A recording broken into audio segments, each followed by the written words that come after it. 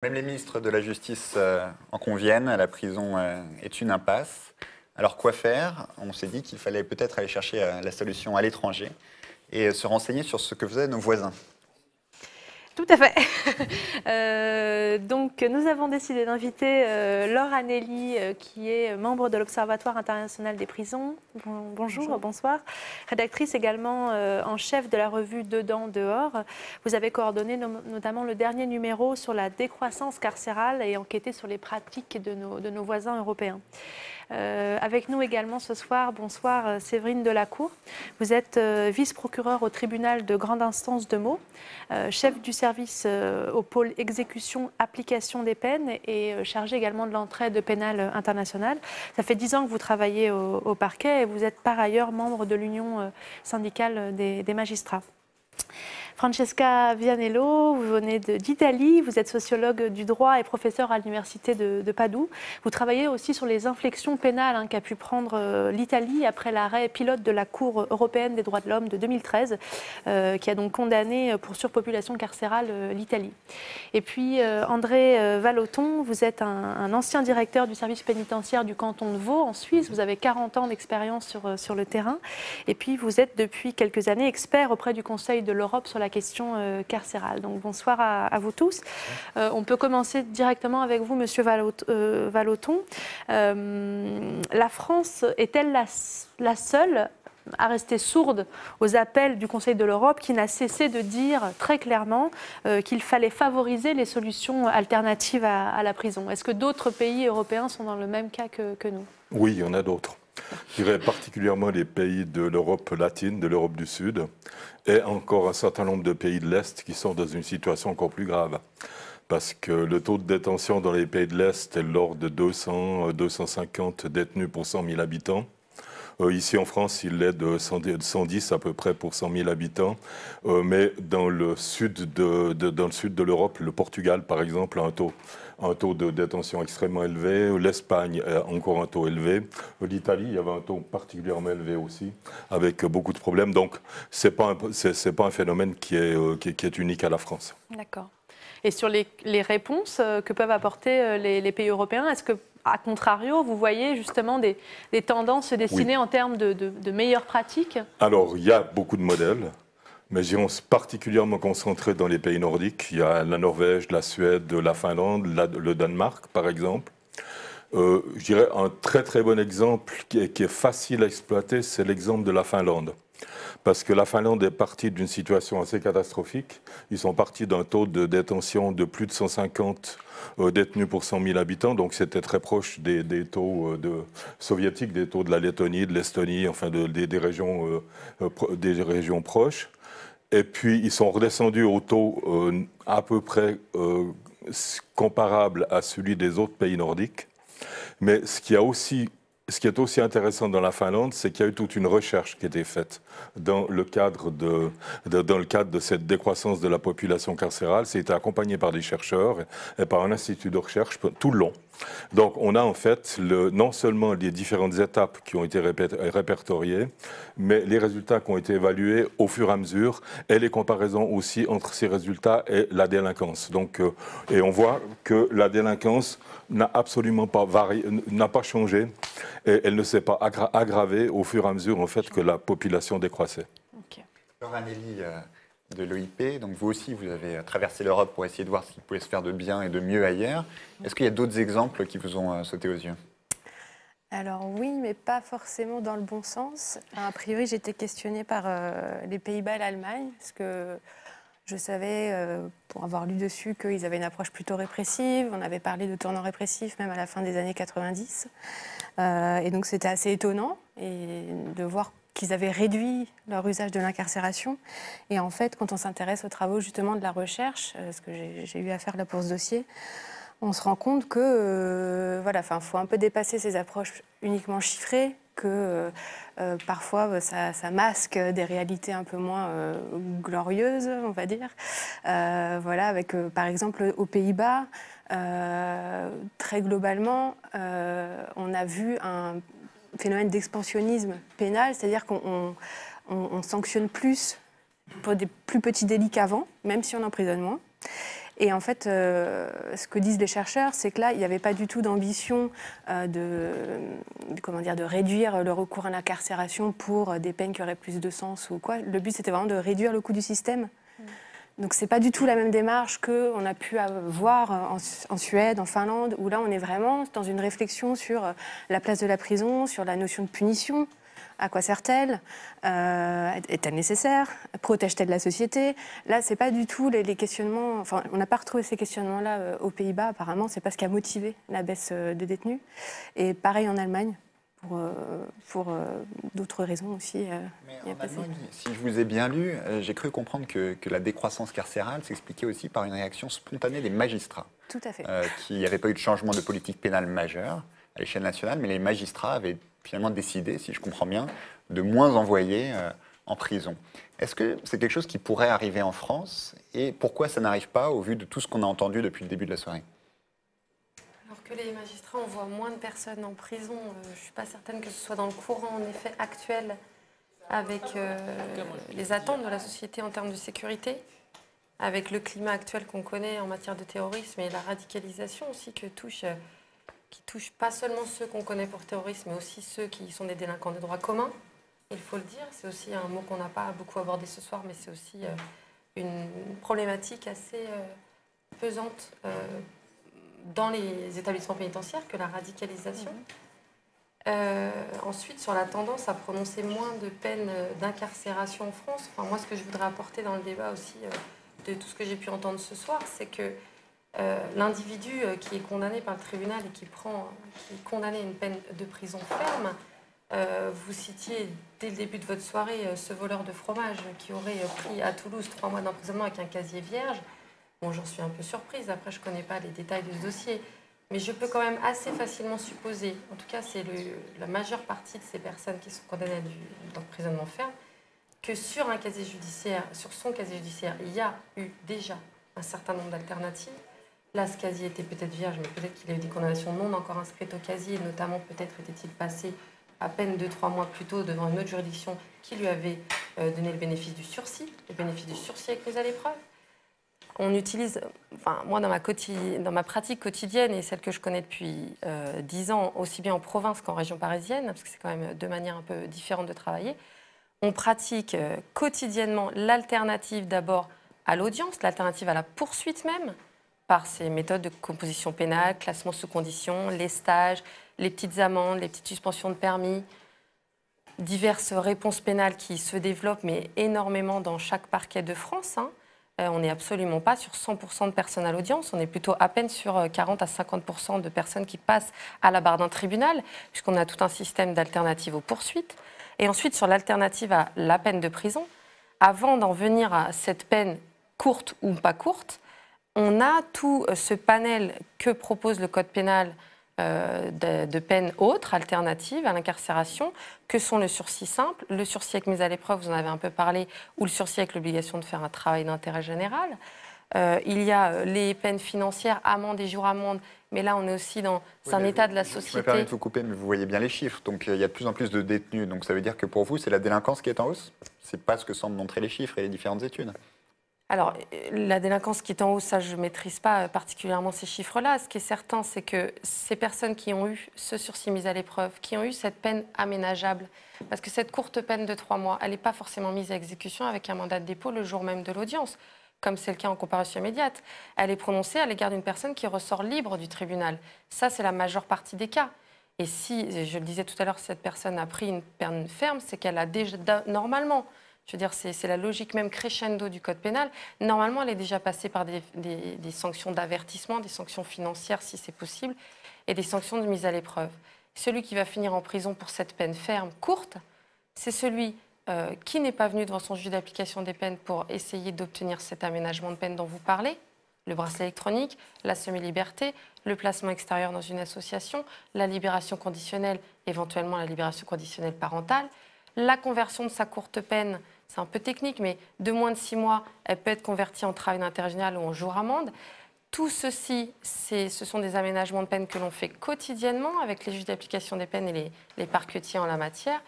Et si le condamné, puisqu'il est condamné, se présente, est un minimum diligent, vient aux convocations de la justice, montre au moins un hébergement, puisqu'on n'est même plus sur l'exigence d'un emploi, tout simplement une recherche d'emploi, il ne sera pas incarcéré.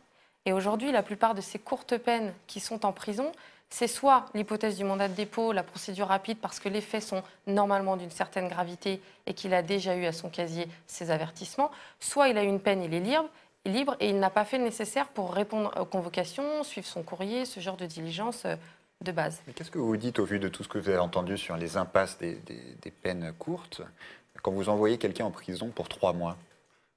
Vous vous dites quoi? Vous vous dites ça sert à quelque chose ou vous vous dites ça sert à rien mais je ne peux pas faire autrement? J'avoue que je partage le constat qu'une courte peine en détention, ça ne sert pas à grand-chose.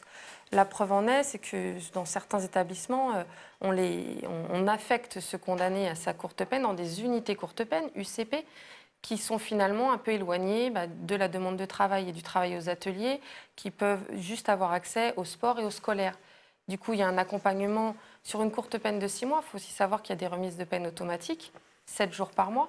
Donc, c'est 42 jours sur 6 mois que l'intéressé ne fera pas d'office, sauf à ce qu'il se comporte mal et qu'il y ait un retrait de ces remises de peine. Donc, vous comprenez déjà qu'on n'est plus qu'à 3 mois et demi sur une peine de 6 mois, 4 mois et demi à peu près, plutôt 4 mois et demi. Et sur 4 mois et demi, en effet, s'il arrive à avoir un travailleur social 2 ou 3 fois grand maximum et qu'il a l'accès au scolaire pour une éventuelle remise à niveau, et encore, il y a des listes d'attente pour pouvoir accéder à l'école, je partage ce constat qu'une courte peine n'a pas de sens. En tout cas, elle n'est pas suffisante pour permettre une évolution du condamné entre les murs.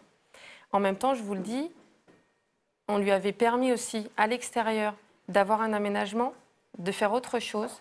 Il y a aussi beaucoup de ces condamnés, dehors, en milieu ouvert comme dedans, qui ne veulent pas d'aménagement de peine, qui veulent cette sortie sèche, qui ne font pas de requête, parce qu'il faut qu'ils signent un minimum une requête pour saisir un juge d'application des peines, parce qu'ils veulent sortir libres de tout cadre, de toute surveillance. Et vous disiez aussi tout à l'heure, en dehors du plateau, que le problème aussi, c'est que vous savez, quand vous demandez 3 mois, 6 mois, que vous allez mettre quelqu'un dans une prison où il n'aura pas sa place, c'est-à-dire où il n'y a pas suffisamment de place. Comment on fait pour gérer cette dualité? C'est-à-dire on sait qu'on va surpeupler très mécaniquement... C'est le paradoxe de la fonction de magistrat du parquet, et notamment à l'exécution des peines, c'est qu'on est quotidiennement informé du taux de surpopulation de l'établissement qui est le nôtre, qui dépend de notre tribunal. Donc on sait par la communication des chiffres de manière hebdomadaire à combien de matelas on est. Concrètement, on n'est même plus à se demander combien de places libres il reste. On est informé hebdomadairement de l'occupation des établissements de l'Île-de-France et notamment du nombre de matelas. Le nombre de matelas, ça veut dire la cellule prévue pour une personne est déjà à 2 parce qu'on a mis des lits superposés, dans laquelle on met un matelas au sol. Sur une cellule de 9 mètres carrés ou à peu près, vous avez bien compris que celui qui descend de son lit superposé, il marche sur celui qui est sur le matelas au sol. Donc ce n'est pas sans créer des tensions et ensuite des problèmes internes. Et on est donc d'une part parfaitement informé de l'état dans lequel se trouve l'établissement où on doit incarcérer, parce qu'on n'a pas la liberté d'aller incarcérer à 50 ou 100 km. Et en même temps, on répond à une demande pas seulement de la société. Le code pénal définit la peine, elle a 3 objectifs, la peine. Et l'individualisation de la peine, c'est-à-dire à l'audience, le juge qui prononce la peine, le parquet qui la requiert ou qui la propose, il doit répondre à 3 impératifs. Répondre à un passage à l'acte au titre de la société, la protection de la société, répondre aux intérêts de la victime, qui doit aussi trouver réparation dans la peine qui va être prononcée et proposée, et troisièmement, prévenir la récidive et travailler sur le passage à l'acte, la réinsertion du condamné. On essaye toujours d'avoir en tête ces 3 impératifs pour requérir ou obtenir la peine la plus adaptée.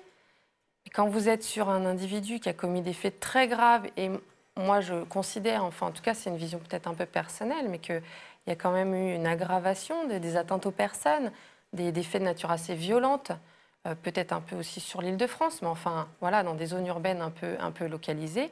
Des comparutions immédiates avec des atteintes graves aux personnes, des vols, violences graves avec des coups, eh bien, ça doit amener parfois un mandat de dépôt avec une peine qui sera de l'ordre de 6-8 mois. Alors, en Italie, Francesca Vianello, vous avez bien dû faire autrement, puisque la Cour européenne des droits de l'homme vous a rappelé à l'ordre pour votre surpopulation carcérale, et vous a demandé d'agir. Alors, comment vous avez fait pour faire diminuer cette population qui est en prison? Bon, je voudrais bien vous dire que l'Italie a su résoudre tous ces problèmes de surpopulation, mais en effet, ce n'est pas le cas. On a fait quelque chose. Et quand on parle d'une très, très mauvaise situation, quelque chose, c'est déjà beaucoup. Ouais. Et on a été, comme vous disiez, on a été condamné par la Cour européenne des droits de l'homme en 2013 pour traitement inhumain dégradant de nos détenus dans des établissements pénitentiaires où ils n'avaient pas l'espace vital suffisant. Et il faut dire que par rapport à la situation avant l'arrêt pilote de la Cour européenne des droits de l'homme, en 2010, on avait 68 000 détenus. Et en effet, c'était le temps où le premier détenu a posé plainte, a saisi la Cour pour avoir un arrêt. Et en effet, ça a été le premier moment où la Cour européenne s'est intéressée des situations. C'était en plus un détenu étranger dans un établissement de Rome, en Italie. Et en effet, c'était le premier cas où on a dit, bon, il a vécu dans moins de 3 mètres carrés pendant des mois. Et donc là, on est presque dans le domaine de la torture, quoi. Et par rapport à cette période, après l'arrêt pilote qui est arrivé quand la Cour effectivement a compris que ce n'était pas un cas isolé, ce n'était pas des cas isolés, ceux qui sont venus après, mais c'était une situation vraiment systématique, structurelle de la situation de vie dans les établissements italiens. Donc maintenant, je disais quelque chose on a fait parce qu'on a, je crois, 13 000 détenus de moins. On est à 55 000 maintenant. Depuis 2013? Oui, non, depuis 2010, quand on a eu le maximum de détenus. Et donc, il faut dire qu'un effort a été fait. A été fait par le gouvernement italien. Quand on veut faire ça, donc je crois que c'est moins 17% de détenus, ce qui est quand même significatif. Comment on fait alors? On a parlé un peu de construire de nouvelles prisons et tout ça, mais ce n'est pas sur ça, effectivement, que l'Italie a travaillé, quoi. Et ça a été plutôt, je dirais, sur 3 niveaux. Un niveau surtout normatif, où on a vraiment changé des lois que les experts appelaient lois criminogènes, quoi, qui créaient des crimes. C'était surtout des lois sur la drogue, des lois qui criminalisaient l'immigration. Et c'était des lois qui rendaient très difficile pour les récidivistes d'accéder aux aménagements de peine, aux alternatives et tout ça. Et donc là, ça a été vraiment une tentative de fermer les portes de la prison d'une façon que les gens n'entrent pas, quoi. Non, donc c'est sur la porte de la prison. Ça a créé des remous puisqu'on dit que la société n'est pas prête à accepter ce genre de mesures. Comment ça a été pris en Italie? Mais il y avait... c'est parce qu'on est arrivé à le faire parce que, bon, je disais avant, on partait vraiment d'une très mauvaise situation avec des lois vraiment strictes, comme on dit, vraiment dures. Et en plus parce qu'il y a eu aussi un effort politique. Il faut dire que le premier fait de l'arrêt pilote de la Cour européenne des droits de l'homme a été celui-là de faire revenir le temps prison dans le débat public, dans le discours politique, d'où il avait vraiment été marginalisé depuis longtemps. On ne parlait pas de prison avant. Et tout d'un coup, on a commencé à parler beaucoup de prison et on a essayé de faire réfléchir d'un niveau médiatique, quoi, aussi, sur la nécessité de repenser la place de la prison par rapport à ce qu'on appelle la probation, non, toutes les peines qui sont à l'extérieur. Il faut dire ici aussi que on partait vraiment d'une très très mauvaise situation quand en France on avait des centenaires, des milliers de gens qui étaient, nous on dit, en exécution pénale externe, à l'extérieur. En Italie, on avait moins de 10 000, quoi. C'était 5 000, 6 000 personnes. Donc vraiment, c'était la centralité de la prison dans le système pénal italien était vraiment très, très fort. Et là, on a cherché vraiment un peu de changer. Et le troisième niveau, peut-être, c'était un peu au niveau culturel. On dit toujours que la prison et les peines sont des problèmes de culture, quoi. Mais tout, c'est un problème de culture d'une quelque façon. Mais on a organisé des tables de discussion. Et ça a été le ministère de la Justice qui l'a fait.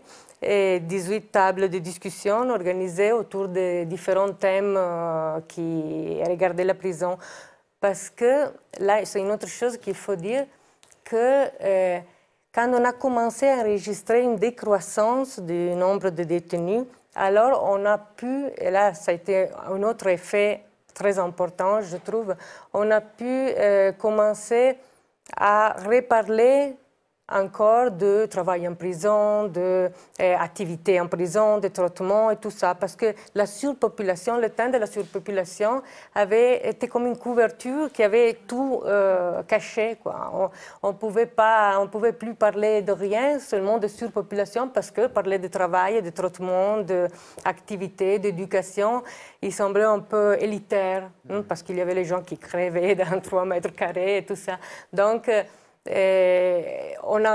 quand on a commencé à enregistrer une diminution des gens, on a réussi à parler un peu. Est-ce que vous avez pu, depuis 2010, du coup, mesurer un petit peu les effets de cette décroissance? Est-ce que, du coup, il y a eu des études sur la récidive, qui montreraient les bienfaits ou les méfaits de cette politique?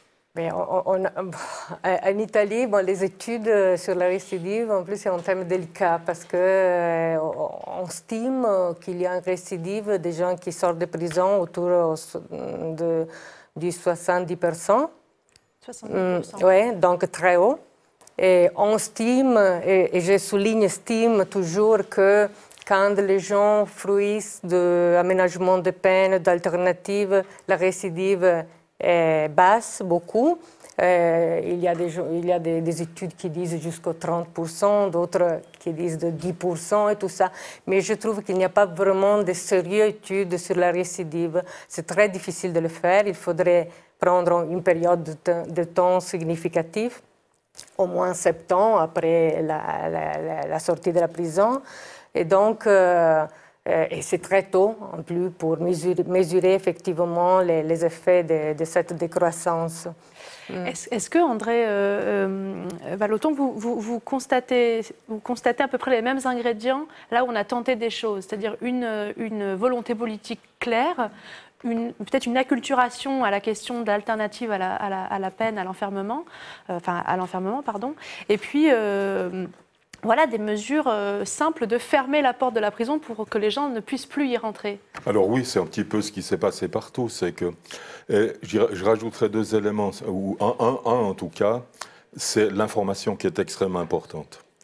Je vais vous citer 2 exemples en fait qu'on a vécu en Suisse. On a eu la votation en 2004 d'une initiative populaire pour introduire une vraie perpétuité pour les délinquants dangereux non amendables.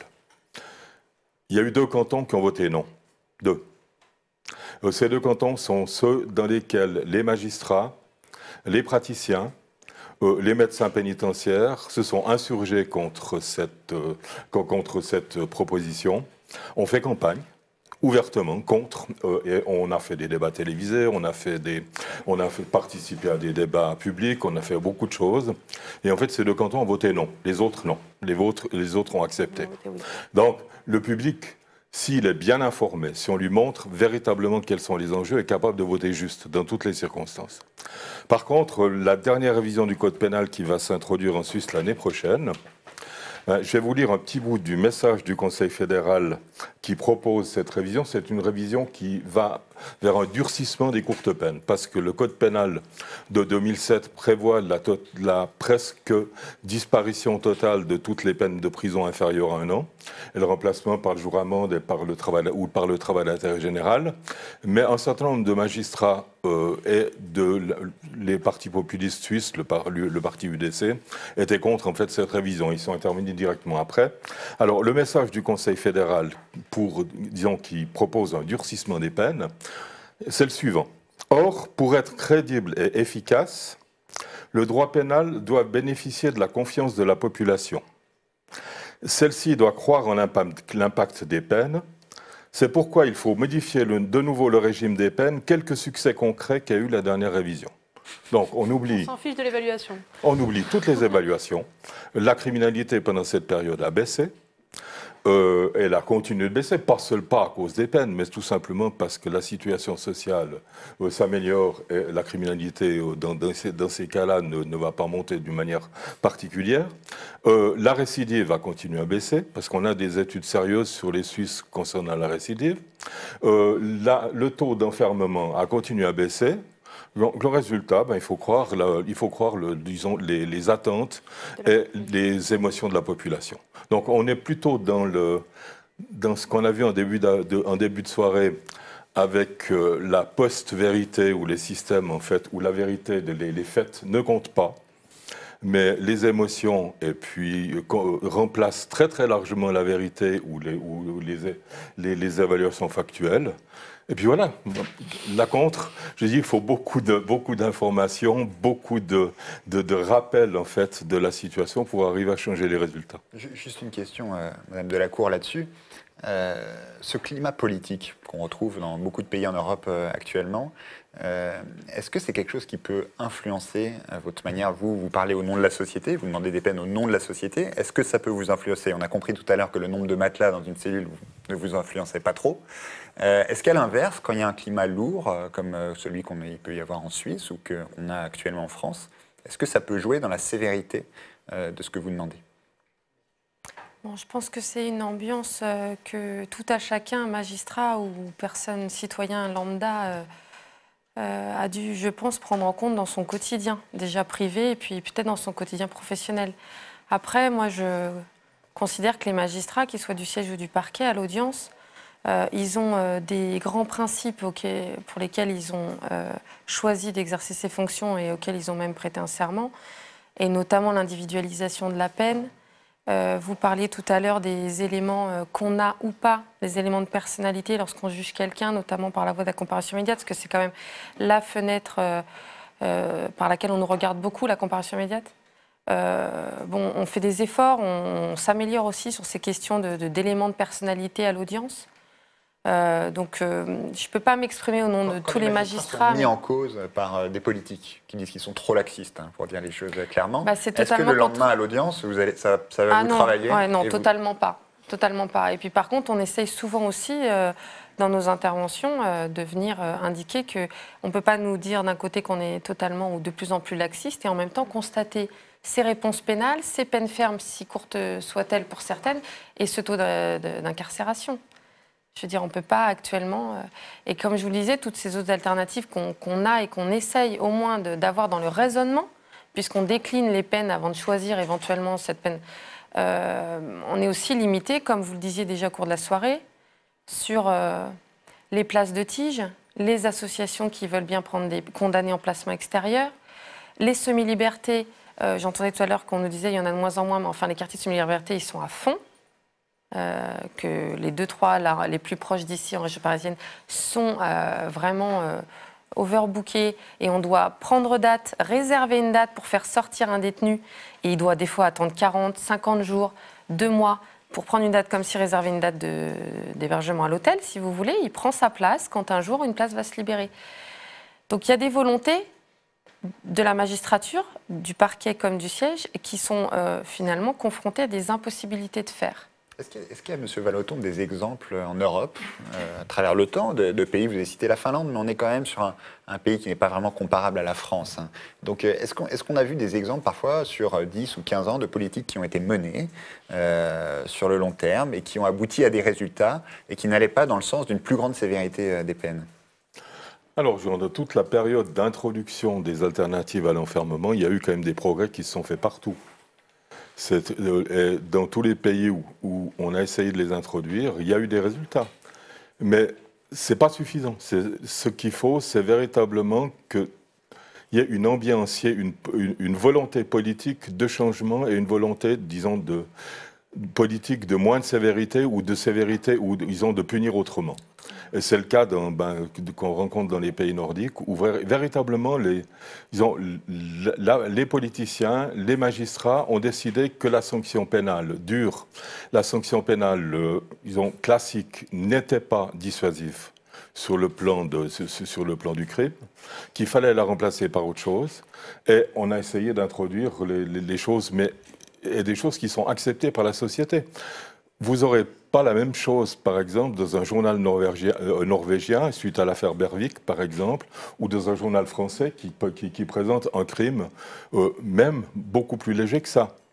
Ici, on va interroger les victimes après le jugement, on va estimer, on va montrer que la victime n'est pas satisfaite, alors qu'en Norvège, la justice a décidé, c'est accepté par la population d'une manière tout à fait différente.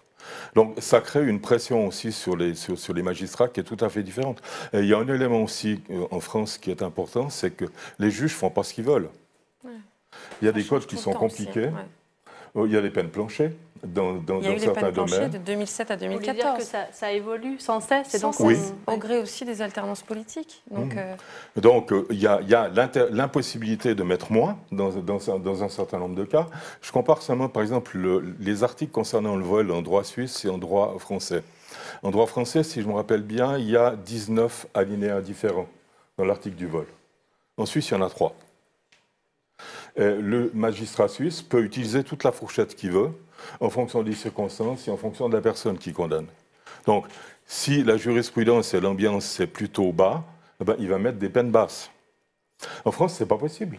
Parce que suivant le type de vol qui a été commis, les circonstances dans lesquelles il a été commis, la somme qui a été dérobée même, ou la valeur des biens qui a été dérobés, le magistrat aura un seuil en dessous duquel il ne pourra pas descendre. Donc ça crée aussi des gros problèmes pour la magistrature d'avoir des codes comme ça. C'est vrai qu'on est passé d'une ère des peines planchées de 2007 à 2014, où, sauf à motiver une dérogation, on devait appliquer une peine planchée de 1, 2, 3, 4 ans, en fonction du délit qui avait été commis. Il fallait vraiment motiver dans la décision le fait de ne pas appliquer cette peine planchée. Du jour au lendemain, on nous les supprime, on revient à une libre appréciation de la peine à prononcer. Et aujourd'hui, on est sur la contrainte pénale. Donc on est quand même sur des logiques bien différentes. Je veux dire, on doit, quand on est magistrat, avoir un certain sens de l'adaptation au gré des législatures, au gré de la loi pénale qui change tout le temps. Tout à l'heure, je crois qu'il y a quelqu'un qui a nombré le nombre de lois pénales depuis X années. Ça ne cesse de changer, donc on s'adapte déjà à nos outils de travail et à la modification du code pénal, mais donc aussi, du coup, à la mentalité, à l'ambiance dont vous parlez sur les peines et sur la contrainte pénale, qui est une alternative depuis la loi Taubira. Est-ce qu'il faut s'adapter à l'ambiance ou résister, justement ? En même temps, il y a le texte qui est voté, puis après, vous avez, en tout cas d'un point de vue du parquet, des circulaires qui vous demandent de vous investir aussi, de vous saisir de cette nouvelle peine et d'essayer de la faire vivre. Ça marche avec plus ou moins de bonheur. Je lisais qu'au mois d'octobre, il y en a eu 100 sur l'ensemble du territoire des contraintes pénales. C'est pas beaucoup, c'est certain. Ça montre bien qu'il y a une grande liberté des magistrats, du coup. Voilà, mais après, ça dépend aussi du travail localement qui est fait avec les services pénitentiaires d'insertion et de probation et les échanges qu'on peut avoir entre les magistrats et ces services-là, ils viennent nous expliquer ce qu'ils peuvent faire avec leurs moyens et avec le nombre de conseillers d'insertion et de probation qu'ils ont, avec les effectifs qu'ils ont et qu'ils auraient peut-être pu aussi avoir ou qu'on leur avait promis pour la mise en place de cette nouvelle mesure. Et puis du coup, il faut qu'on arrive à définir un profil d'une personne qui doit aussi adhérer à son suivi. On ne peut pas prononcer à tout va de la contrainte pénale comme certains ont pu le faire pour le sursis mis à l'épreuve, parce que c'est une mesure qui nécessite beaucoup plus d'investissement, une adhésion du condamné lui-même aux obligations d'interdiction qu'on va lui imposer pour ne pas être incarcéré. C'est vraiment une philosophie de mesure qui est quand même assez nouvelle. Et Laure Anelli, pour rebondir sur ce qui vient d'être dit, on sait maintenant que beaucoup de pays ont tenté et même ont réussi de faire baisser le nombre de détenus. On parlait même des États-Unis, hein, qui pourtant, contrairement au cliché de la nation où on en emprisonne beaucoup, il y a certains États qui font un effort. Ça se joue selon vous sur quel ressort? Et est-ce que l'Europe, de ce point de vue-là, a un rôle un peu meneur et un peu pilote, ou est-ce qu'on est à peu près sur le cadre franco-français du je ne veux pas voir et je condamne ponctuellement un État par-ci par-là? De fait, hein, pour voir la situation, les recommandations du Conseil de l'Europe, elles existent, elles sont très claires, elles sont connues, et notamment notre ministre de la Justice qui les connaît très très bien. Donc je pense que dans le cas français, c'est avant tout un problème de détermination politique, de courage politique, parce que les données de la recherche, il les connaît. Voilà, sauf que bon, il a répondu à une tribune récente de chercheurs dont Virginie Gautron était signataire, qui tentait d'expliquer par le biais de la recherche que ce n'est pas la solution, qu'il faudrait pas par la construction de prisons qu'on résout le problème, que voilà, il faut encourager les alternatives. Enfin, voilà, un tas de choses ont été dites dans cette tribune qu'on partage également nous à l'OIP. Et voilà, le ministre a répondu que c'était du dogme. Donc je pense que voilà, c'est avant tout une question de courage politique et que là, on n'en fait pas tellement preuve. Et après, voilà, pour parler aussi de la Finlande, c'est un contexte aussi culturel qui est très particulier. Vous en avez déjà parlé. Il y a un système médiatique très particulier avec beaucoup de... donc là, je m'appuie sur les travaux d'un chercheur, Tapio Lepisepala, qui, avec beaucoup de médias de services publics, beaucoup de médias vendus par abonnement, où on est beaucoup dans le décryptage, voilà, et beaucoup moins dans le sensationnel, par exemple, que le Royaume-Uni, qui va avoir un taux de détention encore plus important que le nôtre. Il y a aussi une culture du consensus qu'on n'a pas en France. Et c'est aussi le type de démocratie qui est pas la même. On est une démocratie majoritaire, qui fonctionne essentiellement avec l'alternance.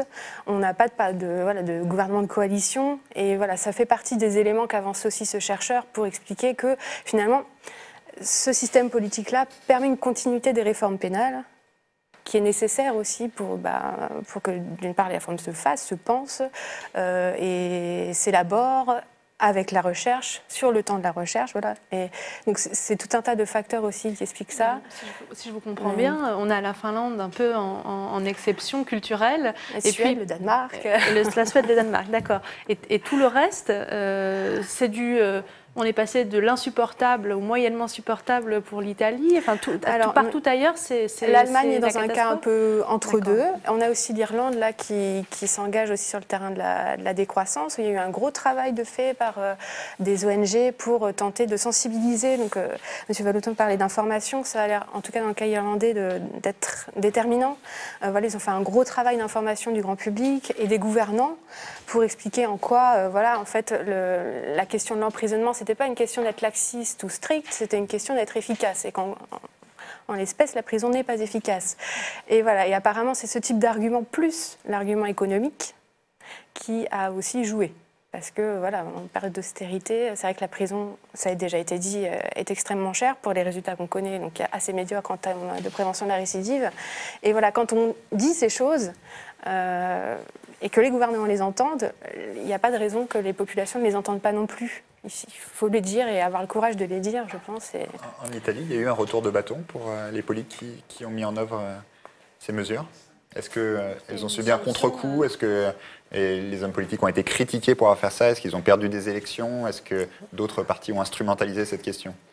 Donc, la dernière amnistie qu'on a eue en Italie a vraiment coûté très cher au gouvernement qui est tombé immédiatement. Et on n'a plus eu d'amnistie qui sont très demandées aussi par le pape Francesco et tout ça. Mais exactement pour ça, parce que c'est un thème très, très délicat et c'est un thème très risqueux pour les politiciens.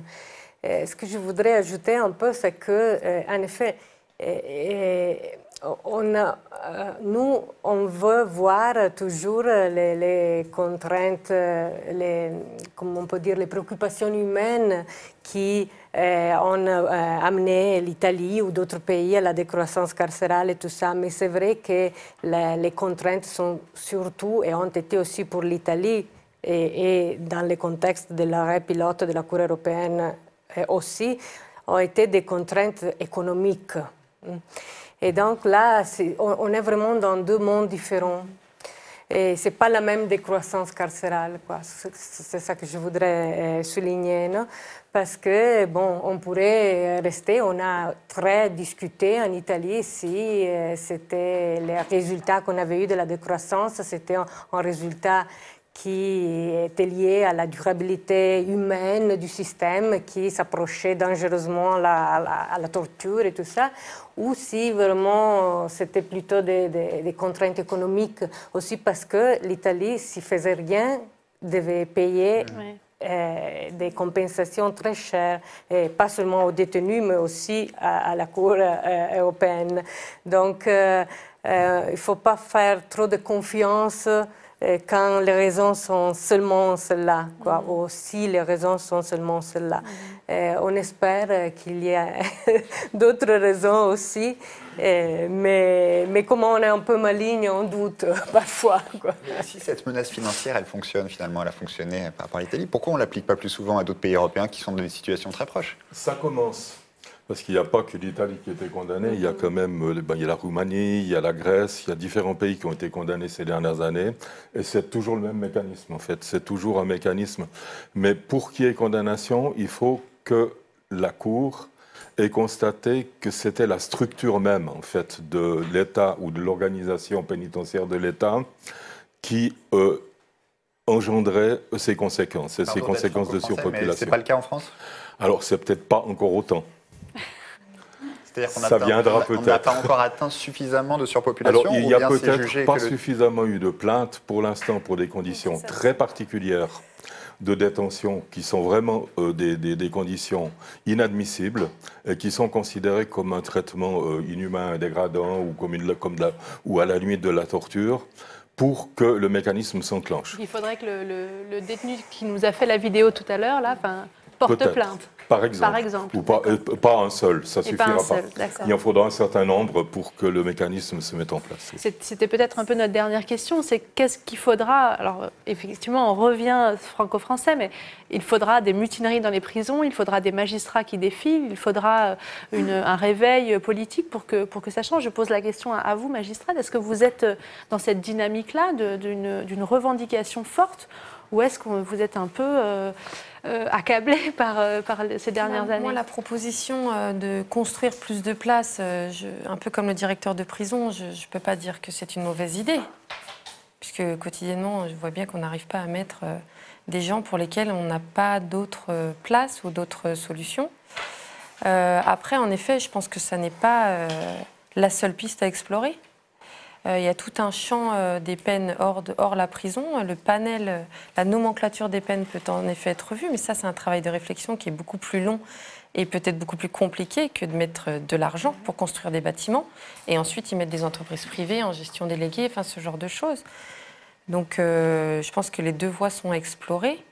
Après, c'est vrai que j'ai vu les images rapidement tout à l'heure des rats, etc. Bon, il ne faudrait pas que l'ensemble des personnes partent avec l'idée, parce que moi, je travaille avec un établissement qui est beaucoup plus moderne, enfin récent, pas moderne, mais récent, voilà, qui n'a pas ces problèmes d'insalubrité, qui a de la surpopulation, certes, avec ces 3 personnes par cellule, et donc, du coup, beaucoup d'incidents de trafic interne, de violence interne, etc. Mais je ne peux pas recevoir un courrier de ces détenus-là qui viendraient me dire que leurs conditions sont insalubres en termes d'hygiène, d'alimentation, voilà. Même si ça ne se joue pas uniquement là-dessus, et c'est ce qu'on entendait dans le témoignage tout à l'heure. Ouais. Oui, moi je rajouterais peut-être une chose. Un des gros problèmes de la France, c'est que le système même architectural des prisons est dépassé.